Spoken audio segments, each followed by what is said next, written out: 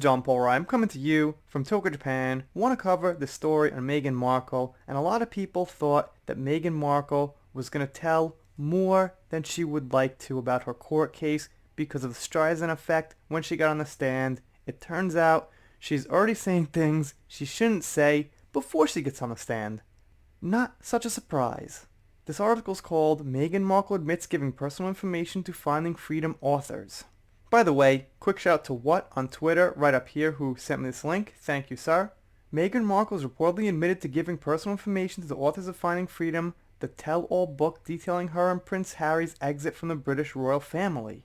Markle spilled her own tea to authors Caroline Dunrad and Omid Scooby in order to ensure her side of the story was included, the Telegraph reported on Wednesday. According to docs lodged with the High Court, Markle revealed that she was worried her father's narrative about her, including that she had allegedly abandoned him, might be included in the book. Therefore, she presented her own version of events to a source to pass along the true position could be communicated to the authors to prevent any further misrepresentation, the Telegraph reported. Markle also insisted that she did not speak to the authors directly, but that she couldn't say whether the Kingston Palace communications team provided information on her behalf. As Page 6 previously reported, reps for the royal family told us that Markle 39 and Harry 36 had no involvement with the tome. The Duke and Duchess of Sussex were not interviewed and did not contribute to Finding Freedom, a spokeswoman for the couple told Page 6 in July. This book is based on the author's own experiences as members of the Royal Press Corps and their own independent reporting. We initially reported in May that the Duke and Duchess spoke with their journalist friends for the bombshell biography on Megxit and their new life as commoners. I wouldn't quite say commoners, but okay. The description of the book states, for the first time, Finding Freedom goes beyond the headlines to reveal unknown details of Harry and Meghan's life together, dispelling the many rumors and misconceptions that plague the couple on both sides of the pond.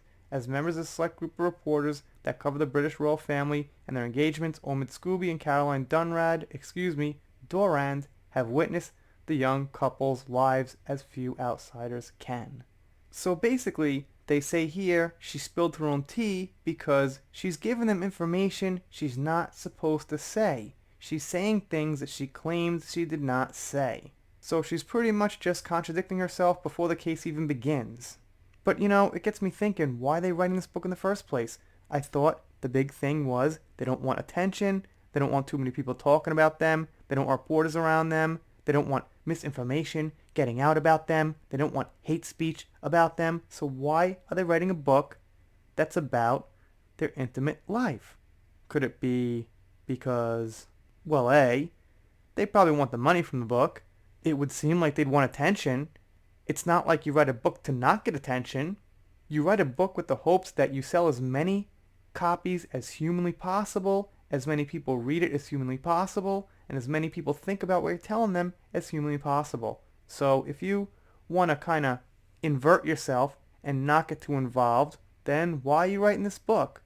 And not only a book, it's a book about the royal family. It's this hot topic. It's this thing you think people really want to know. You're not just writing a book about gardening, cooking eggs on a Sunday morning, as Meghan Markle and Harry. This is some juicy stuff. So, what are they actually doing? Except leaving the royal family and contradicting themselves and giving woke speeches about how they don't want hate speech and they don't want misinformation going around. And you guys know my stance. Hate speech is a stupid word because if I criticize somebody in a mature manner, like an adult, it's not hate, it's criticism. Sometimes it's rightful. Misinformation?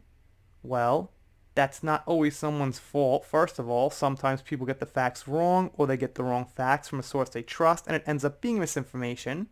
And if somebody spreads something that's really false, that's misinformation, it shouldn't be that hard to prove that it's actually not consistent with how you are. It's not actually something true about you.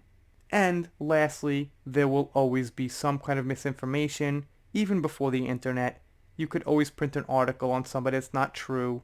You could always give a speech in front of 100 people about somebody and say something that's not true and have it be misinformation. So there's really no way to get rid of misinformation, and there's really no way to fight misinformation. It's just something we're always going to have to deal with. So by saying we don't want misinformation getting out, or we don't want misinformation to run rampant on the internet, is saying nothing. Because it's not really a solvable problem at this point. Anyway, you guys let me know what you think down below. Doing shoutouts, special thanks. So, we're done. If you subscribe here, you'll get articles, some photoshops, live stream once in a while. It'll be great. If you don't subscribe, well, I'll be pretty sad, but I'll get over it. See you next time.